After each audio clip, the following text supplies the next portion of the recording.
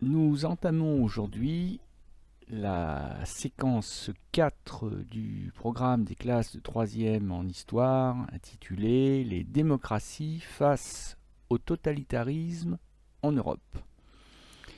Et cette séquence suit naturellement la précédente qui, je vous le rappelle, évoquait l'irrésistible marche en avant du totalitarisme en Europe. En fait, la séquence 4 prolonge l'étude de la séquence 3 puisque nous allons voir comment, en France en particulier et en Espagne, les démocraties ont résisté à la menace du totalitarisme qui montait depuis l'Italie, depuis l'Union soviétique de Staline et surtout depuis l'Allemagne nazie dans l'Europe de l'entre-deux-guerres. Et en choisissant à la fois la France et l'Espagne, nous allons voir deux destins différents, puisque nous allons voir la France malmenée par la menace totalitaire, mais la France républicaine, la Troisième République, va malgré tout résister, va survivre à la menace totalitaire dans les années 30, au prix d'une crise très grave, la crise du 6 février 1934, et sa réponse démocratique, le Front populaire. Par contre, nous verrons qu'en Espagne, eh bien, la fragile République espagnole, elle, n'a pas survécu et a été balayée par la dictature, par le totalitarisme, et ça sera le sanglant épisode de la guerre d'Espagne. Alors, voici le scénario pédagogique, le menu de la séquence. Donc nous allons commencer par planter le décor et nous allons voir comment Hitler et le Troisième Reich, dont nous avons déjà abondamment parlé lors de la séquence précédente, on va voir comment ce Troisième Reich d'Hitler va dévorer les démocraties autour de lui. Puis nous situerons dans le temps quelques temps forts de la séquence qu'il faudra vous approprier. Puis nous aborderons la séquence sous l'angle artistique, sous l'angle de l'histoire des arts, à travers un tableau particulièrement connu, presque aussi connu que la Joconde de Léonard de Vinci. Ça sera Guernica de Picasso, et nous verrons comment, à travers cette peinture qui dépeint le combat entre le bien et le mal, eh bien, nous verrons le combat entre le totalitarisme d'un côté, la démocratie de l'autre. Puis, 4 dossiers, 2 pour la France, 2 pour l'Espagne, enfin, 2 pour la France, 1 pour l'Espagne, et puis une sorte de mise en perspective globale. Nous étudierons les crises françaises des années 30, qui auraient pu emporter la démocratie et favoriser l'instauration d'une dictature, pourquoi pas totalitaire. Nous verrons le sursaut démocratique en France, c'est-à-dire le Front populaire. Puis nous étudierons la démocratie assassinée, la démocratie espagnole victime de la guerre d'Espagne. Et nous verrons comment le fait que la démocratie soit assassinée ou menacée un peu partout en Europe conduira à l'irrésistible marche à la guerre, c'est-à-dire la marche vers la Deuxième Guerre mondiale.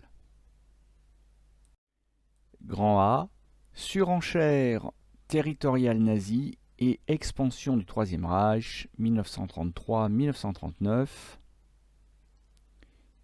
Et nous allons nous demander en quoi la constante remise en cause par Hitler du traité de Versailles est-elle annonciatrice de la Seconde Guerre mondiale Et on va le voir à travers une carte que nous allons bâtir ensemble maintenant. Mais avant de bâtir la carte des surenchères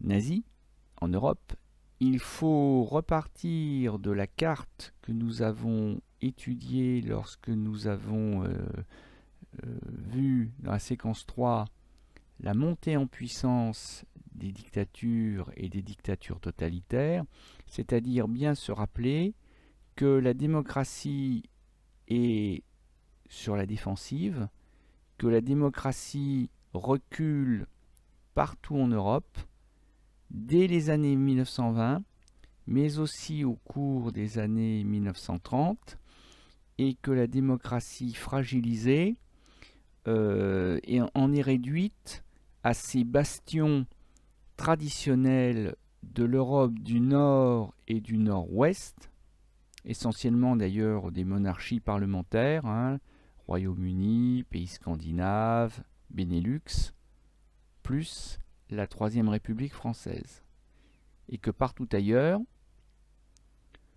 avant même la crise de 1929, la grande crise économique mondiale qui va frapper de plein fouet l'Europe dans les années 30, avant même cette crise, la démocratie a disparu, remplacée par des dictatures, les régimes autoritaires, mais aussi des régimes autoritaires c'est-à-dire les régimes totalitaires nazis en Allemagne, fascistes en Italie, staliniens, communistes en Union soviétique. Alors, nous allons commencer par situer le territoire concerné par notre carte. Donc vous voyez que j'ai zoomé sur le territoire du Troisième Reich, que j'ai colorié en marron, ou plus exactement en brun, puisque, rappelez-vous, c'est la couleur, la peste brune, c'est la couleur du nazisme, les chemises brunes, les SA, les militants du parti nazi d'Adolf Hitler. Et cette Allemagne, devenue le Troisième Reich, n'est ni plus ni moins, au départ, que l'héritage de la République de Weimar, la démocratie assassinée par Hitler, Allemagne, dont les frontières ont été tracées, imposées aux Allemands par le traité de Versailles de juin 1919.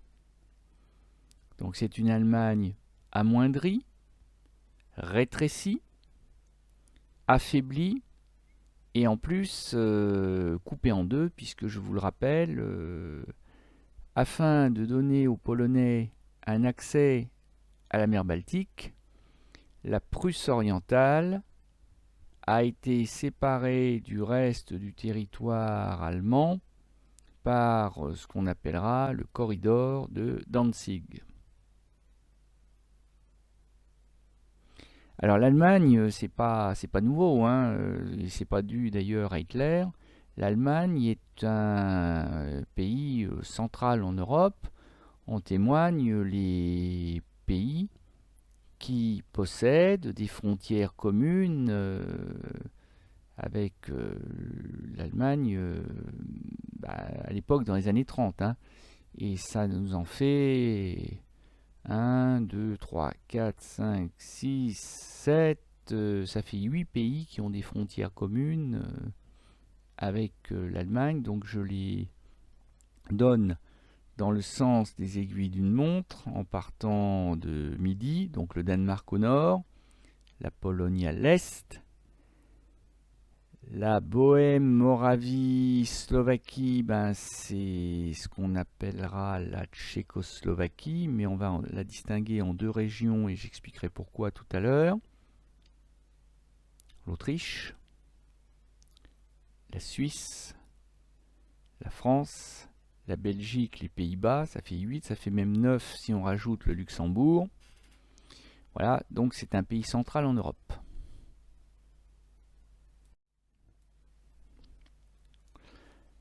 Vous voyez sur cette caricature allemande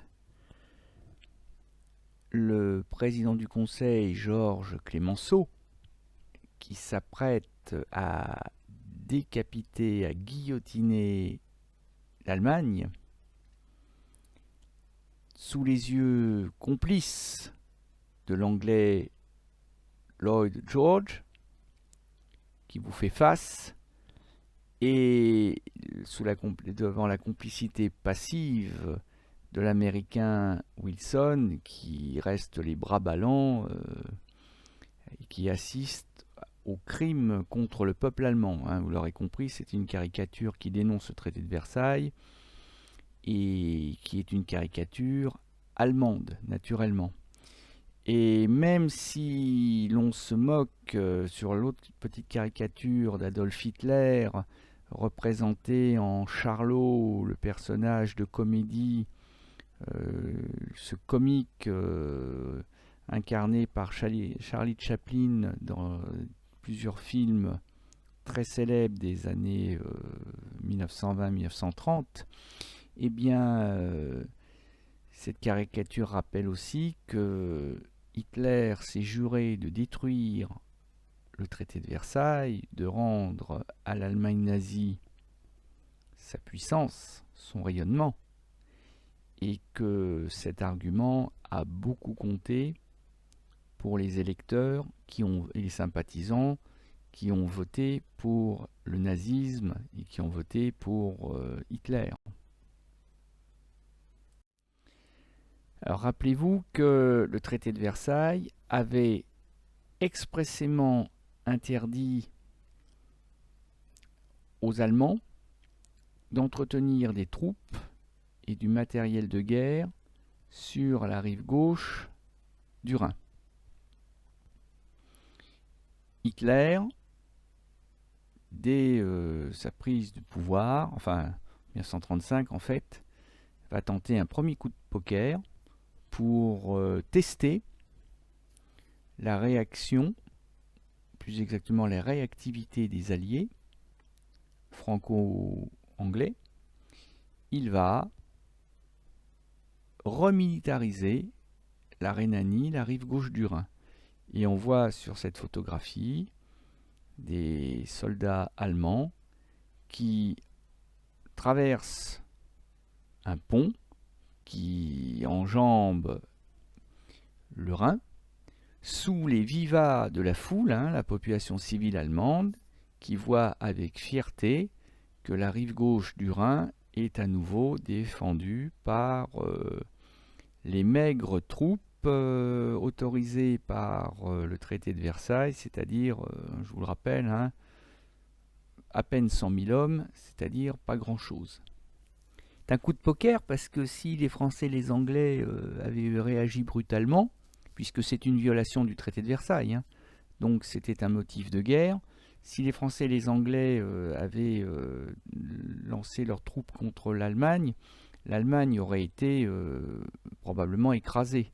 Et d'ailleurs Hitler avait prévu le coup, il avait prévu d'ordonner à l'armée allemande de se retirer sans combat si jamais les Français, les Anglais ou même les Belges d'ailleurs devenaient menaçants.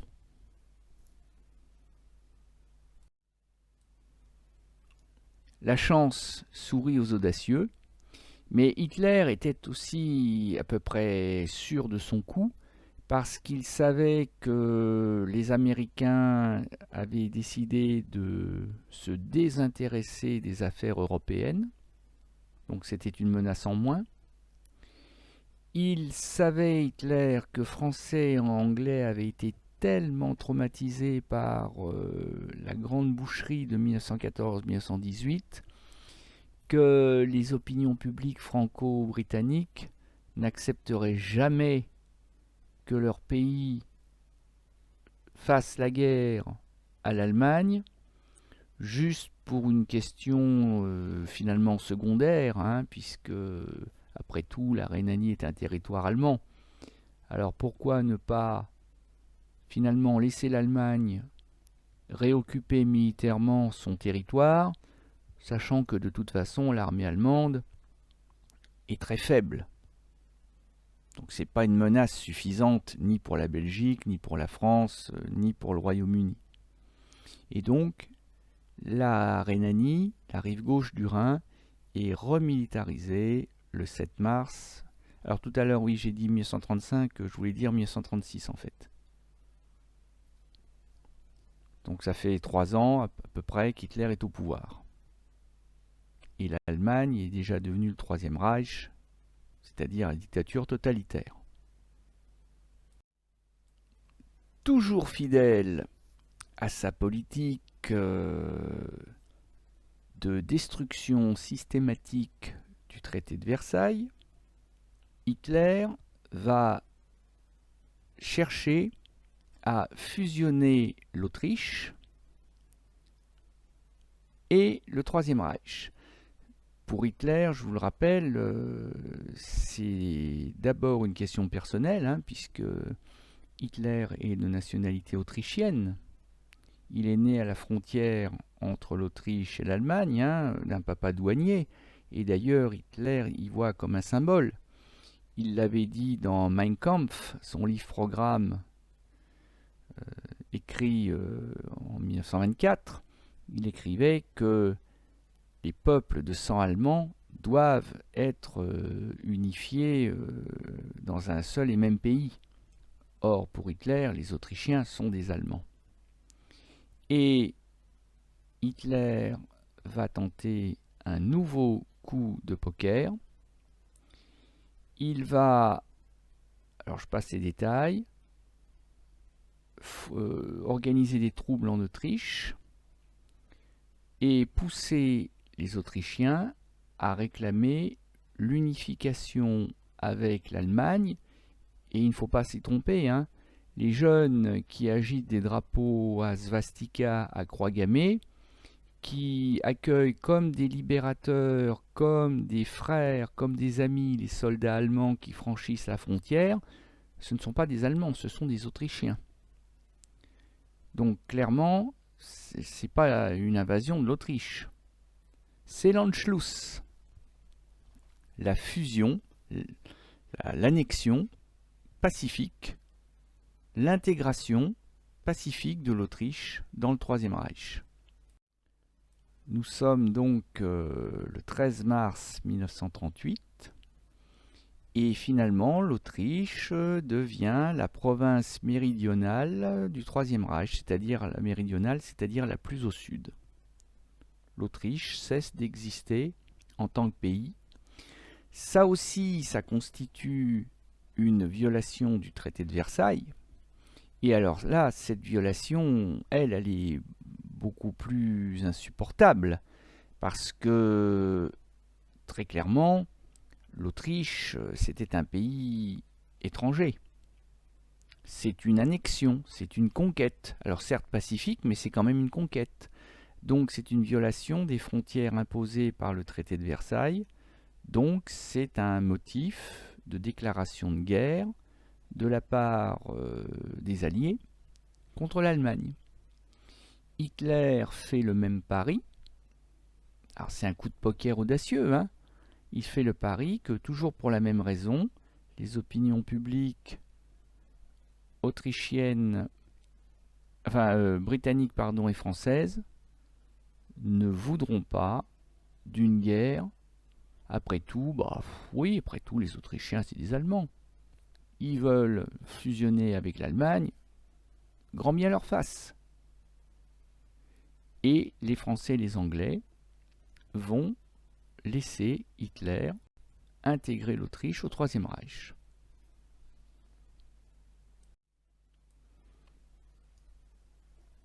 L'appétit venant en mangeant, l'appétit vient en mangeant, le proverbe est bien connu. Hitler a testé déjà par 2 fois la réactivité des Alliés. Par 2 fois, les Alliés ont laissé faire. Pourquoi Hitler s'arrêterait-il en si bon chemin? Donc il va continuer, toujours avec la même logique, toujours soutenu par l'opinion publique allemande d'ailleurs, à savoir que des Allemands se sont retrouvés chassés de leur propre pays, injustement exilés par les frontières imposées par les alliés franco-britanniques lors du traité de Versailles. Et donc des Allemands se sont retrouvés du jour au lendemain tchécoslovaques. Ce sont les Allemands que j'ai coloriés en vert. Cette région de la Tchéquie, l'ouest de la Tchécoslovaquie, que l'on appelle aussi la Bohême-Moravie.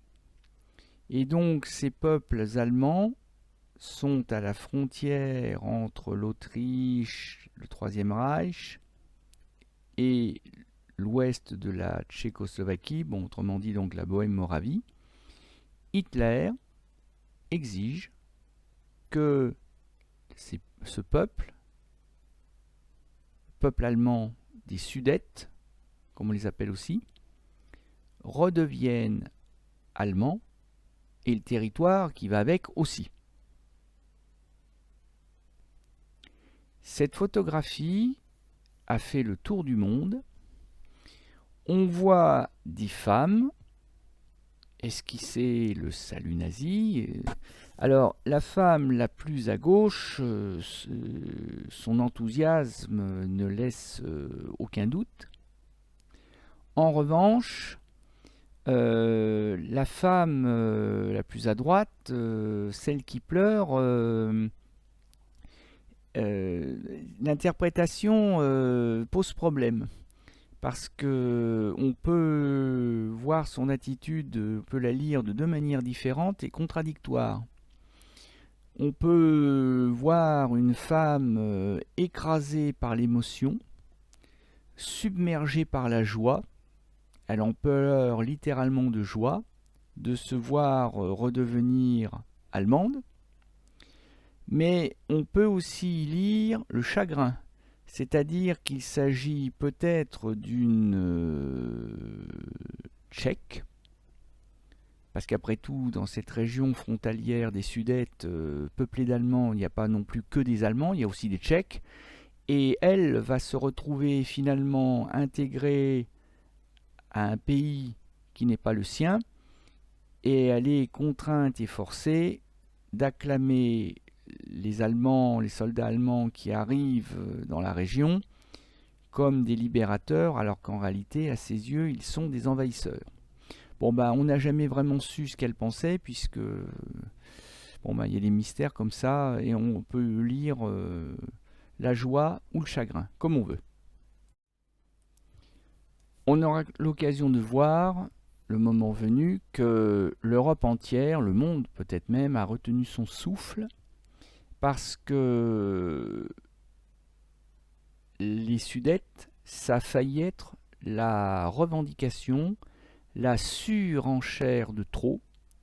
Ça a failli être la cause d'une guerre entre les Français, les Britanniques et le Troisième Reich. Parce que les Alliés ont compris que Hitler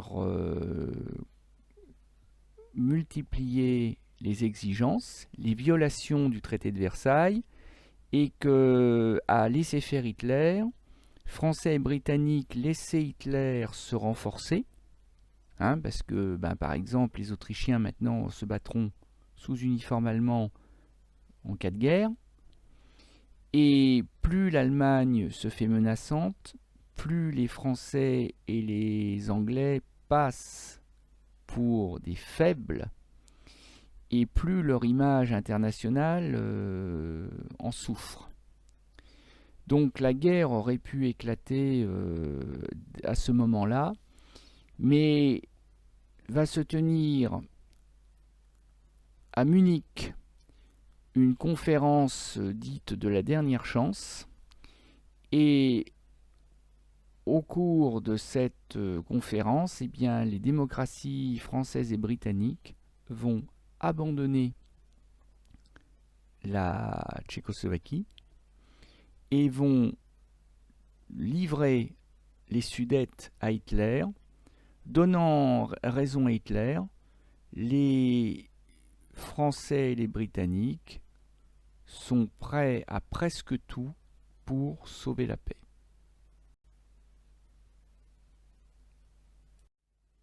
Ce qui fait que 6 mois après, vous avez pu le constater, les revendications d'Hitler se succèdent à peu près tous les 6 mois.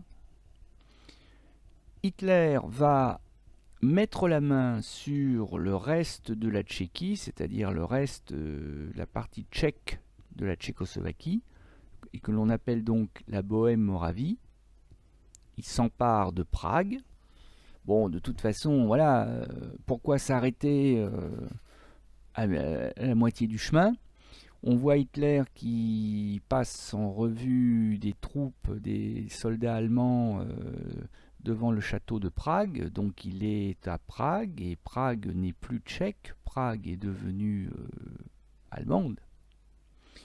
Et les Alliés qui n'étaient pas prêts à se battre pour les Sudètes ne vont évidemment pas non plus se battre pour la Bohême-Moravie. Le 15 mars 1939, la Bohême-Moravie est annexée par le Troisième Reich. C'en est fini de l'ultime démocratie dans cette région de l'Europe, l'ultime démocratie née des traités de paix, la Tchécoslovaquie, c'en est fini. Et le problème, c'est que Hitler ne va pas s'arrêter là, bien au contraire. 6 mois après, toujours selon cet immuable calendrier, Hitler va maintenant se tourner vers la Pologne. Puisqu'après tout, rappelez-vous, le corridor de Danzig, qui sépare la Prusse orientale du reste de l'Allemagne, était avant la Première Guerre mondiale territoire allemand, peuplé d'Allemands. Donc c'est la même argumentation, le même scénario. Alors avec une différence de taille cette fois-ci, c'est que Français et Anglais décident que si Hitler envahit la Pologne, cette fois-ci, il n'y aura plus de négociations, il n'y aura plus de capitulation, il n'y aura plus de faiblesse, ça sera la guerre. Mais il en faut bien plus pour impressionner Hitler, qui, vous l'avez compris, n'a pas peur de la guerre contre les Français et les Anglais. Il la recherche, parce qu'Hitler est sûr de gagner. Donc Hitler va envahir la Pologne le 1er septembre 1939, et la conséquence, c'est que cette fois-ci, l'Europe va basculer à nouveau, comme en 1914, dans une guerre généralisée. Le 1er septembre 1939, Hitler envahit la Pologne, et en réalité, le 1er septembre 1939, la Seconde Guerre mondiale vient d'éclater. Mais ça, nous le verrons lors de la prochaine séquence d'histoire.